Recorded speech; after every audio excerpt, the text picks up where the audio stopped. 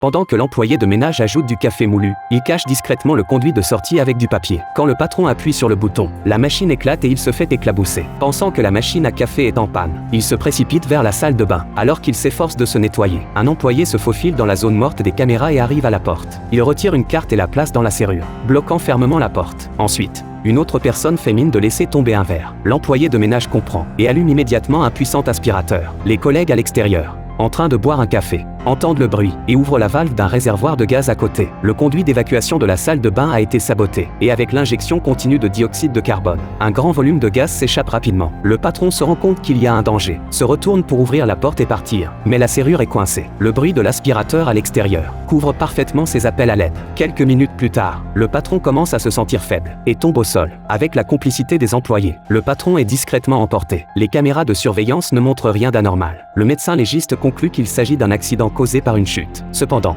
Jacques remarque, à partir des rayures sur le bouton de la porte, que la victime avait lutté désespérément de son vivant. S'il s'agissait d'un accident, comment aurait-il pu se lever et ouvrir la porte? De plus, le sol est antidérapant. L'homme commence à douter que ce ne soit pas un accident, mais un meurtre. Il ordonne alors la confiscation de tous les téléphones des employés. Après avoir vérifié leurs itinéraires récents, il fait une découverte surprenante. Tous les employés sont allés dans la même clinique. Serait-ce une coïncidence? L'homme prend immédiatement la route. Il découvre, sous l'interrogatoire, une information choquante. Tout commence avec deux hommes qui se sont rendus à la clinique. Ils souffraient récemment de maux de tête et d'insomnie. Grâce à une analyse de l'oxygène sanguin, on découvre une substance inconnue dans leur organisme. Étant donné que les deux hommes sont collègues, le médecin suspecte que l'environnement de l'entreprise en soit la cause et leur demande de s'informer sur l'état des autres collègues. Mais cette nuit-là, tous les employés de l'entreprise apparaissent devant lui. Le médecin est terrifié. Il découvre que tous les employés de l'entreprise présentent des anomalies. Certains ont une perte de cheveux sévère, d'autres des ongles tachetés, et certains ont même perdu l'audition. Après des tests de laboratoire, on constate que leurs cellules ont toutes subi des mutations, évidemment à cause de cette substance inconnue. Au cours de la conversation, l'un d'eux mentionne accidentellement le nom du patron, ce qui fait écho au médecin. Il vérifie en ligne et découvre qu'il s'agit du fondateur d'une célèbre entreprise de micromédicaments. Une idée terrifiante germe dans l'esprit du médecin. Pour vérifier son hypothèse, il demande aux employés de voler les données du patron sur son ordinateur. La vérité est effrayante. L'entreprise de micromédicaments avait inventé un nouveau type de vaccin oral. Afin d'accélérer le processus de maturation du vaccin, le patron a créé une nouvelle société. Il a ensuite versé le vaccin dans un grand réservoir d'eau et l'a distribué aux employés sans qu'ils en aient connaissance. Puis,